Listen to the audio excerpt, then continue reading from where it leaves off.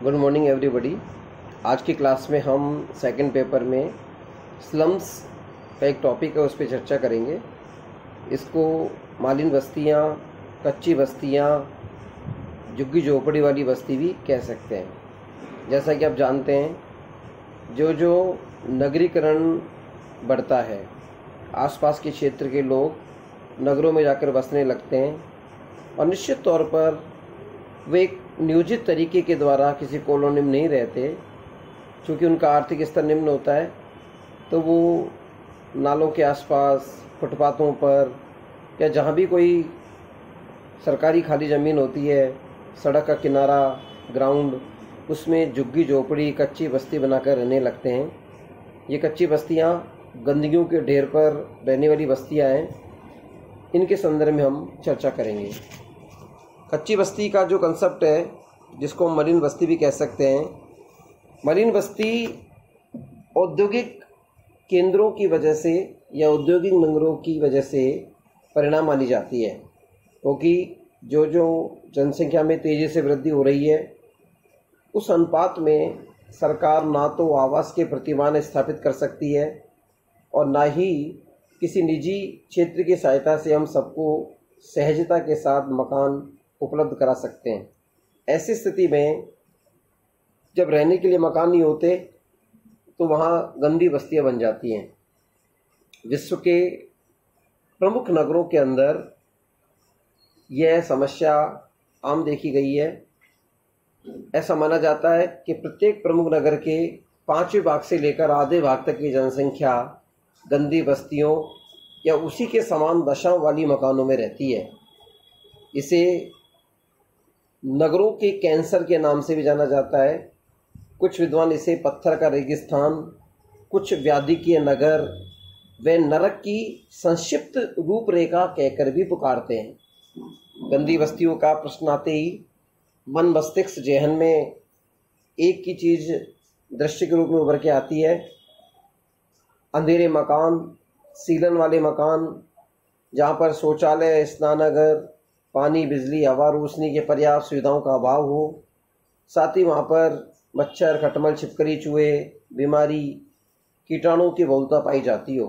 यह निवास की अर्धमानवीय दशा है और ये मानवीय जाति की शारीरिक एवं मानसिक दृष्टि से कमज़ोर पीढ़ी को जन्म दे रही है। कच्ची बस्तियों के संदर्भ में अनेक विद्वानों ने परिभाषा के रूप में इसे दिया, अनेक मत प्रस्तुत किए, लेकिन उसका निष्कर्ष ये कहा जाता है कि कच्ची बस्ती की कोई सार्थक सर्वमान्य परिभाषा नहीं है, क्योंकि अनेक प्रकार के विद्वान इस कच्ची बस्ती को और रोगग्रस्त व्याधि के क्षेत्र को अंतर नहीं बता पाए हैं। क्वीन और थॉमस ने इसे पर्यायवाची के रूप में मान्यता दी है, तथा बर्गेल कहते हैं कि ये दोनों एक नहीं बल्कि अलग अलग हैं। गंदी बस्तियों की परिभाषा करते हुए बर्गेल ने माना कि गंदी बस्तियां नगर के वे क्षेत्र हैं जिनमें निम्न स्तर के आवास की दशा पाई जाती है। एक गंदी बस्ती का एक निश्चित क्षेत्र होता है जहां मकान पतन की निकृष्ट अवस्था में होने के कारण वहां का नरकीय मानवीय जीवन पाया जाता है। केंद्रीय सरकार के द्वारा वर्ष 1956 में बनाए गए गंदी बस्ती क्षेत्र अधिनियम के अंतर्गत गंदी बस्ती को इस प्रकार से परिभाषित किया गया कि ये झुग्गी झोपड़ियों वाला प्रमुख रूप से ऐसा निवासीय क्षेत्र है जहाँ के निवास स्थान नष्ट हो गए हैं, अत्यधिक भीड़ भाड़ से युक्त है, इसका डिज़ाइन त्रुटिपूर्ण है, जहाँ रोशनदान, प्रकाश, सफाई का अभाव हो रहा है। इनमें कुछ कारकों के सम्मिलित प्रभाव के कारण सुरक्षा, स्वास्थ्य एवं नैतिकता के लिए हानिप्रद है। वर्ष 1957 में गंदी बस्तियों पर एक सेमिनार में गंदी बस्ती को परिभाषित करते हुए कहा गया कि ये अव्यवस्थित तरीके से बसी हुई लोगों की विकसित उपक्षेत्रीय व्यवस्था है, जिसमें लोगों का घना बसा हुआ क्षेत्र होता है, जिसमें बिना मरम्मत उपेक्षित मकानों की भीड़भाड़ होती है, संचार के साधन अपर्याप्त होते हैं तथा सफाई व्यवस्था के प्रति उदासीनता पाई जाती है।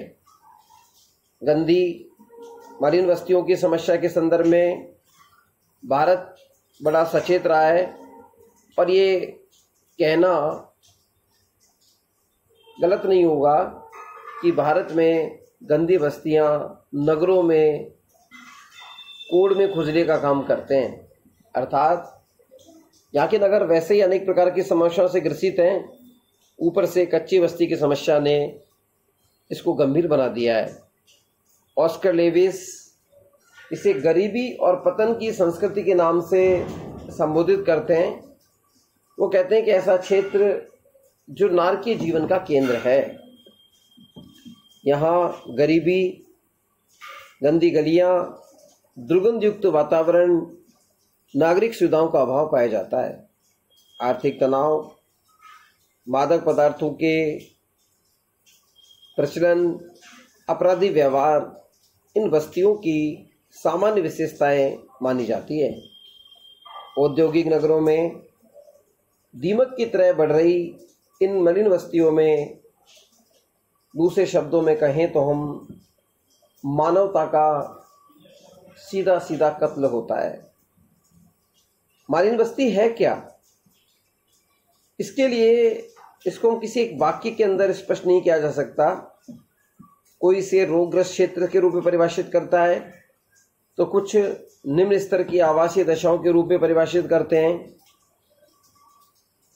इसको समझने के लिए इसे हम दो भागों में बांट सकते हैं। पहली श्रेणी की मलिन बस्तियां नगर के बीच में स्थित उन मोहल्लों के रूप में होती हैं, इतने घने बसे हुए हैं कि इनमें सीलन और बदबू से भरे हुए कमरे में पूरा परिवार निवास करता है। तंग गलियों के कारण इसमें हवा रोशनी भी नहीं मिल पाती। पीने के पानी, नागरिक सुविधाओं का अभाव होने के कारण यहाँ के मोहल्ले संक्रामक बीमारियों के केंद्र होते हैं। मुंबई, कोलकाता, कानपुर जैसे औद्योगिक नगरों में मलिन बस्तियों को अलग अलग नामों से संबोधित किया जाता है। अर्थात इन झुग्गी झोपड़ियों वाली कच्ची बस्तियों को अलग अलग नाम से संबोधित किया गया है। जैसे मुंबई में इन बस्तियों को चाल कहा जाता है, कोलकाता में इन्हें बस्ती नाम से पुकारा जाता है, कानपुर में ऐसी बस्तियों को पूर्वा और आहाता कहा जाता है, चेन्नई में इसे चेरी, दिल्ली में कटरा नाम से इन्हें संबोधित किया गया है।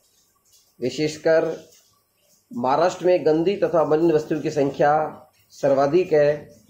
अगर हम यहाँ कह दें कि गंदी बस्तियों की राजधानी मुंबई है तो गलत नहीं होगा। मलिन बस्तियों का जो दूसरा रूप है, यह उन झुग्गी झोपड़ियों के रूप में देखने को मिलता है जो औद्योगिक नगरों की बाहरी सीमा पर खाली पड़ी हुई जमीन पर अवैध रूप से विकसित हो जाती हैं। साधारणतः ये झुग्गी झोपड़ियाँ बांस, टीन के टुकड़े, पॉलीथीन, कच्ची दीवार की सहायता से तैयार की जाती हैं। इनमें शौचालय, पानी, बिजली की बेसिक सुविधाएं नहीं होती। नगर में शारीरिक श्रम करने वाले मजदूर, खोमचा लगाने वाले, ठेले लगाने वाले, घरेलू काम करने वाले स्त्री पुरुष का एक बड़ा भाग इन मलिन बस्तियों में निवास करता है। प्रोफेसर ए आर देसाई ने मलिन बस्ती के अर्थ को स्पष्ट करते हुए लिखा कि मलिन बस्तियां किसी नगर अथवा उपनगर का वह भाग है जिसमें बहुत कम स्थान में अत्यधिक निम्न आर्थिक स्तर के सामान्य श्रम करने वाले लोग घने रूप से बस जाते हैं। यहाँ डॉक्टर देसाई ने अर्धमानवता, निर्धनता और अस्वच्छता इन तीन बिंदुओं को विशेषता के रूप में माना। यानी अर्धमानवता पाई जाती है, गरीबी होती है और गंदगी कच्ची बस्तियों का प्रमुख विशेषता वाला लक्षण है।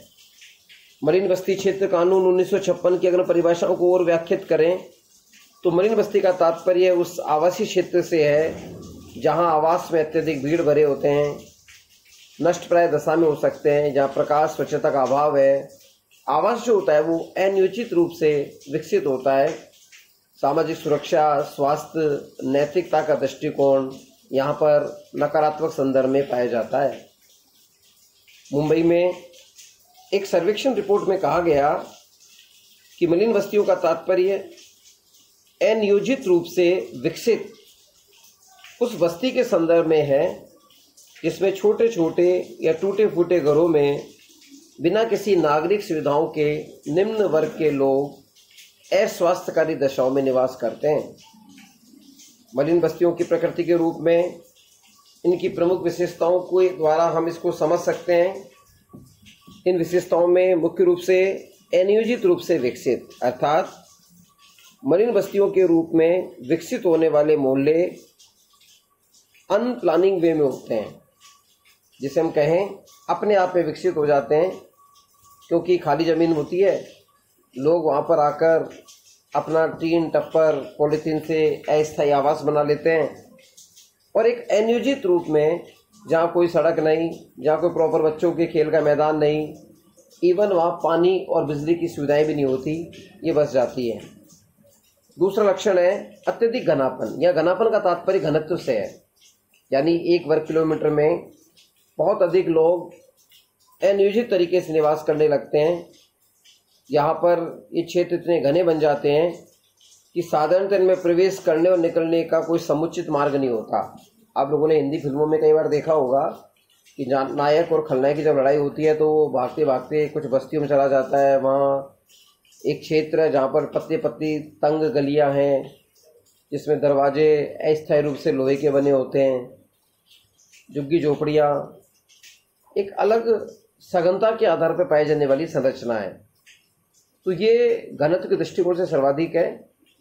इनमें निर्धनता का सामान्य लक्षण पाया जाता है, क्योंकि जितने भी लोग हैं वो बेसिकली शारीरिक श्रम करने वाले लोग हैं। शारीरिक श्रम के माध्यम से केवल वो अपना जीवन यापन कर सकते हैं, इतना ही कमा पाते हैं कि उनका पेट भर जाए। उनके पास संग्रह की प्रवृत्ति नहीं और बचत उनकी कम होती है, क्योंकि जो बचता है वो हारी बीमारी में खर्च हो जाता है। और सामान्य स्तर पर रहने के लिए इनकी इतनी आर्थिक क्षमता भी नहीं है कि अच्छी जगह जाकर किराए के मकान में रह सकें।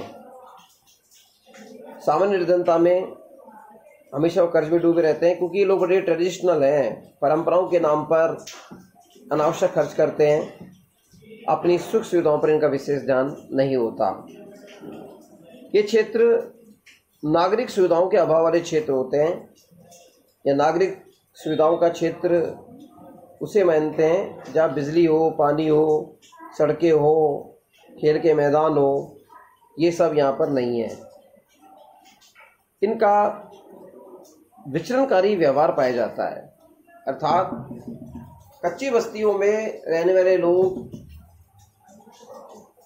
अनकंट्रोल्ड असामाजिक व्यक्ति या कह दें ऐसे लोगों का समूह है जिस पर सामाजिक नियंत्रण का अभाव होता है।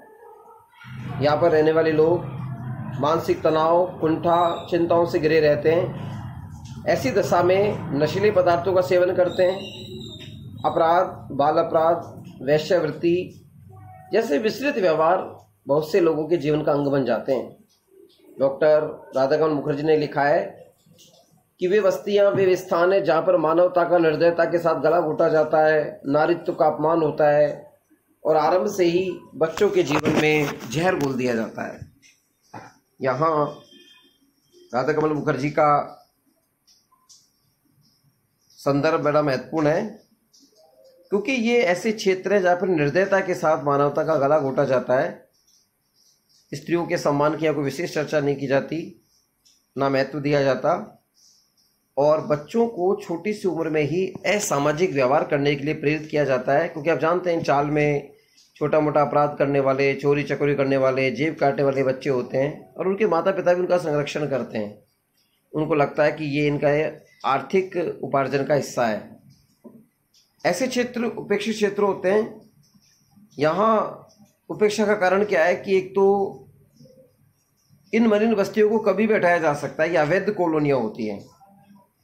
इनका यदि पुनर्वास कर भी दिया जाता है तो ये लोग पुनर्वास वाले क्षेत्र में जाकर रहना पसंद नहीं करते, बल्कि अन्यत्र कहीं कच्ची बस्ती बना लेते हैं। इनको पता होता है कि सरकार इस मलिन बस्ती को हटाएगी और उनके बदले में ज़मीन देगी, और कुछ लोग तो इसे अपना एक बिजनेस का हिस्सा मान बैठते हैं। इनके अंदर जीवन विधि की भिन्नता पाई जाती है। सभी तरह के अभावों के साथ साथ मलिन बस्तियों में विभिन्न प्रकार के समूह में जीवन विधि में अत्यधिक भिन्नता देखने को मिलती है। इन बस्तियों में विभिन्न धर्म, भाषा, विश्वास, आदतों के लोग एक साथ विषम परिस्थितियों में रहते हैं, विभिन्न समूह के अंदर इनकी प्रकृति पाई जाती है और ये लोग एक सामान्य बदतर जीवन जीते हैं। कच्ची बस्तियों को देखकर पंडित जवाहरलाल नेहरू ने एक बार कहा था कि ये मानवीय पतन की चरम सीमा को स्पष्ट करने वाली मलिन बस्तियां उत्तरदायी हैं और जो व्यक्ति इनको बनाता है उन्हें तो मृत्युदंड दे देना चाहिए। कुल मिलाकर कच्ची बस्तियों को एक अच्छे जीवन का प्रतीक नहीं माना जाता। अब प्रश्न उठता है कि इन मलिन बस्तियों के कारण क्या है, ये क्यों बनती है? तो सामान्य अर्थों में जब मशीनीकरण बढ़ता है, औद्योगिकरण बढ़ता है, नगरीकरण की प्रवृत्ति बढ़ती है, मकानों की कमी होती है, जनसंख्या में वृद्धि होती है, ग्रामीण बेरोजगारी बढ़ जाती है, सामान्य निर्धनता का स्तर बढ़ता है, मकान मालिकों के द्वारा शोषण होने लगते हैं, नगरों के प्रति आकर्षण की प्रवृत्ति बढ़ती है, क्षेत्रीय असंतुलन आता है, सरकार भूमाफियाओं के प्रति उदासीन हो जाती है, स्वास्थ्य के प्रति उदासीनता का भाव आता है। तो ऐसी स्थिति में कच्ची बस्तियों का निर्माण होता है। प्रथम बिंदु के रूप में जब मशीनीकरण होगा तो निश्चित तौर पर अपने श्रम को बेचने वाले लोग आसपास के क्षेत्रों से नगरों के औद्योगिक इलाकों में जाकर बस जाते हैं।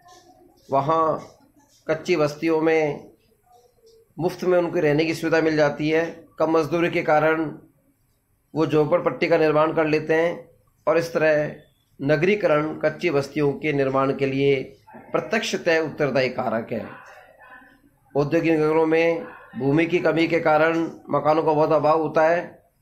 छोटी छोटी कोठरी वाले ऐसे मकान बना लिए जाते हैं जो किसी तरह की सुविधाओं से संपन्न नहीं है, बल्कि वहाँ कम किराए के कारण श्रमिक वहाँ रहने के लिए बाध्य हो जाते हैं और वो जाए तो कहाँ जाए, मकानों की कमी है। तो मकानों की कमी होना भी कच्ची बस्तियों का कारण है। जनसंख्या वृद्धि एक ऐसा यूनिवर्सल कारक है, क्योंकि जो जो जनसंख्या बढ़ती है, बेरोजगारी बढ़ती है, निर्धनता बढ़ती है, दो तत्व इसके साथ चलते हैं। ऐसी स्थिति में रोजगार पाने वाले लोग गांवों से पलायन करके शहरों में आते हैं और वहां आकर सस्ते मकानों की प्राप्ति में झुग्गी झोपड़ियों में आकर रहने लग जाते हैं। उनके पास कोई दूसरा विकल्प नहीं होता। तो हम कह सकते हैं कि जनसंख्या वृद्धि होने के साथ साथ कच्ची बस्तियों का निर्माण होता रहता है। ग्रामीण बेरोजगारी में पहले जजमानी व्यवस्था के द्वारा एक निश्चित व्यवसाय की संरचना विकसित होती थी। ऐसी स्थिति में लोगों को लोकल स्तर पर ही काम धंधा मिल जाता था। लेकिन जैसे जैसे खेती का आधुनिकीकरण हुआ, भूमि पर काम करने वाले श्रमिकों की मांग कम होने लगी, क्योंकि 5-5, 6-6 आदमियों का काम मशीनें करने लग रही हैं। तो ऐसी स्थिति में वो लोग बेरोजगार हो रहे हैं। ग्रामीण बेरोजगारी बढ़ी, जजमानी व्यवस्था टूट रही है। निश्चित तौर पर वो शहरों की ओर जाएंगे और वहाँ प्रवास के नए प्रतिमान बनाकर कच्ची बस्तियों में निवास करने लगते हैं। गरीबी को मुख्य कारण माना जा सकता है। मलिन बस्ती में रहने वाले लोगों का आर्थिक स्तर निम्न होता है। इन बस्तियों में कारखानों में काम करने वाले अकुशल मजदूर, बोझा ढोने वाले, छोटा मोटा काम धंधा, ठेला लगाने वाले लोग होते हैं और ये प्रतिष्ठानों से दूर कम मजदूरी वाले क्षेत्रों में जाकर निवास करते हैं। कच्ची मिट्टी की छोटी मोटी झोपड़ी बना लेते हैं। यानी गरीबी कच्ची बस्ती का निर्माण का बहुत प्रभावी मार्मिक कारक है।